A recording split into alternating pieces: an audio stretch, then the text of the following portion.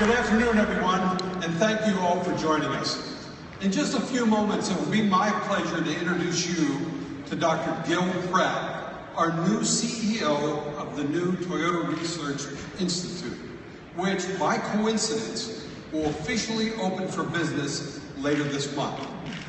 Now, many of you are probably aware of Dr. Pratt's work in artificial intelligence and robotics when he was the project manager of the DARPA Robotics Challenge. So I ask, what in the world does that have to do with selling Camrys and Tacomas? Well, the auto industry today announced its 2015 sales, and more vehicles were sold in the U.S. last year than any time in the 100-year history of the automobiles. Over 17.5 million cars and trucks were sold last year. But the industry is seeing more than just historic sales numbers. We're seeing a rapid evolution in what customers are looking for in their products. In fact, the car business right now is being transformed at an astonishing rate. For the last 100 years, the car has played the role of a functional tool, responding to human needs and input. But that relationship has changed forever.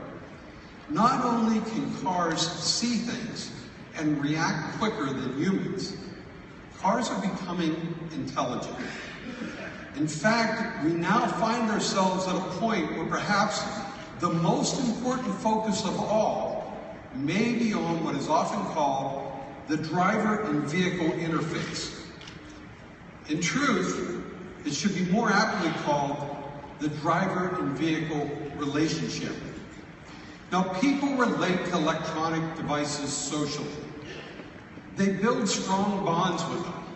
And like any other human-to-human connection, they have emotional effects on people. Now, if you have any doubt about what I just said, I'll give you Exhibit A. Just think of your smartphone. Now, be honest, how long does it take to experience a feeling of panic when you realize you don't have your smartphone in your possession and you have no idea where you left it? Exhibit B. We are now capable of creating a true interrelationship between the driver and an intelligent vehicle that will have a profound effect on saving more and more lives on the highway. As the car becomes more intelligent, it can perform higher levels of driver assist when needed. Like teammates, the intelligent car and driver are learning from each other. They watch, listen, and remember. They adapt, they communicate, and they assist when needed. Now, over time, a foundation of trust is built. And as this trust is built, more tasks can be shared and reassigned. Together, these teammates are building a common situational awareness of their driving environment.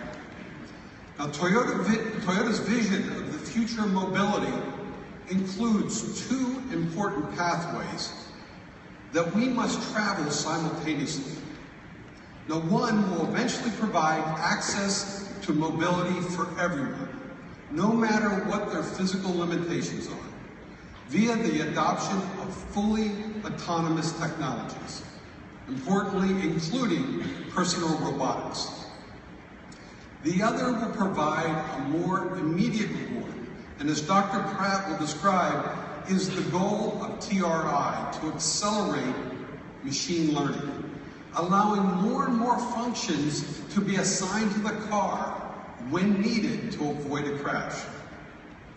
Now, as we get to that point where the car is incapable of causing a crash, it will be possible to save more and more lives along the way.